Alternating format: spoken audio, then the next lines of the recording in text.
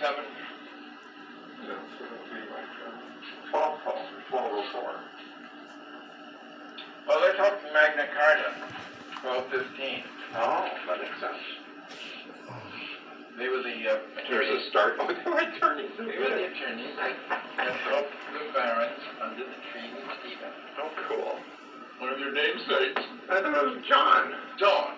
Yeah, really. Stephen was King Stephen was just a fine, highest guy of Stephen. Did the best he could under the circumstances. Pretty bad. Yeah, well. The way things were back then. So I've never actually read this all the way through. I know, no one has. Oh. Well, I have. All right. So what would you say is scandalous? I mean, why would they have put this together? Because now for the first time, the something has broken. Something is broken. Oh, Bayard Stockton's retirement. That's mean. It is mean because his grandson is Bayard Stockton. Yeah, and his grandson is Robert Field Stockton III. Yeah, so he would be working with the Historical Society or something like that, right? Wouldn't that be public life? Oh, I see, public service. Isn't that public service? Yeah, it is. Yeah. I don't know how much public service he does. He's working for Stockton Real Estate, closing deals. No, but I mean, he would go to, what, Historical Society meetings or something like that? He doesn't do that. Certainly. You sometimes go and do some historical society work. There you go. There you go. Here's to your public service. Well, remember my public service at Stockholm in 72. There, with you. Double. There you go. With you in 73. And 74. Yeah, okay. There we are. Public service. Were you in Geneva with me in 73? No, I think you were there. No, I don't remember being liberated from school in 73. No. You were over there. I had to be over here in 73. You did? I think so. You might have gone over. Well, see, September 73, you and I were traveling around Scotland, and then we went.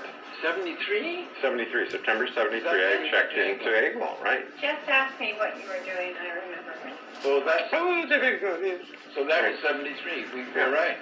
And then I went to the Geneva meeting of the UN, I don't know. Yeah, so you would have been in over, well, I guess later that, or after. I had to present a lot of resolutions, so I... Oh, yes, resolve. Yeah. Dumbest thing you ever heard. George Binney was doing resolution to save the whales. Yeah, oh well, somebody had Everyone knew the Japanese and the Norwegians had a stranglehold on the UN law preserving their fishing rights for whales. Oh, so no one was going to upset that. No. So it's a waste of time, but you still show up to do it. You do it because eventually you limit the whaling. And they had great influence.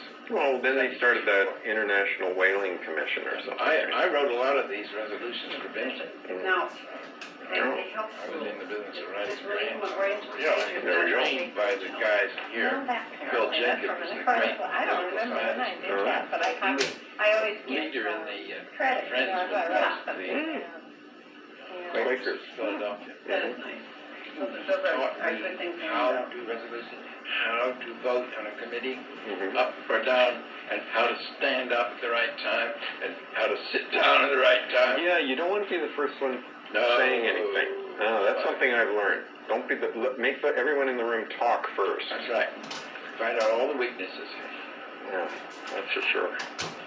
No, that Phil Jacob equipped me, and you see, Poe was sponsoring me to represent him at the Stockholm conference. Oh. And I had to prepare for a year and a half working with Poe and Dr. Margaret Mead. Because that was by invitation? How about Margaret Mead? It was invitation only. And they were just getting to the point where they were allowing NGOs equal time with the delegates. That was the big thing that we put over Mark Strong aided us, so that he could give it what he promised us. Anything that we do in kind of closed doors with the delegates, you do. We love time. OIT will let you know what's happening. And we give you the right to respond. That was good. And 15,000 of us showed up with NGOs. Yeah, I know. God, it must have been at a zoo. It was a zoo. They pitched tents hotels everywhere. must have loved No, you. the tents. Oh, pitching tents, because you overwhelmed the whole... Kids didn't have a price of a hotel room, and even getting there was a big deal.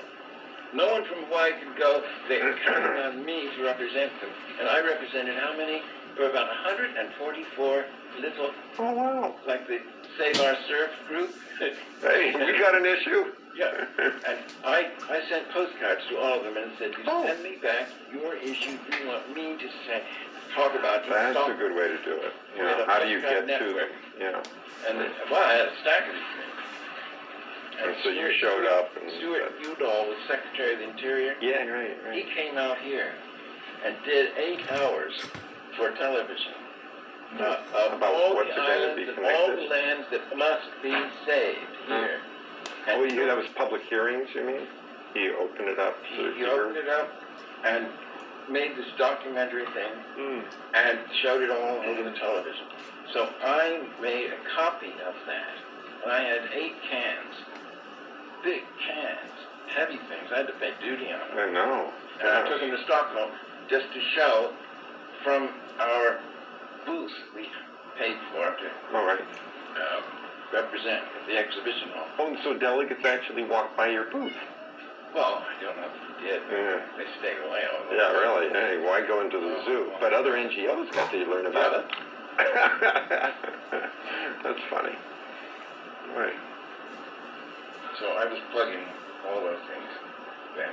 How long was it? Like 10 days? Yeah, there? 8 or 10 days. Right. It was really... I just remember the great poster you brought back.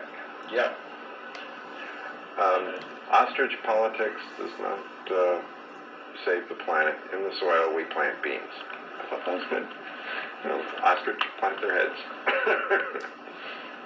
And during one of the most violent meetings, where we had violent. mass meetings of these NGOs,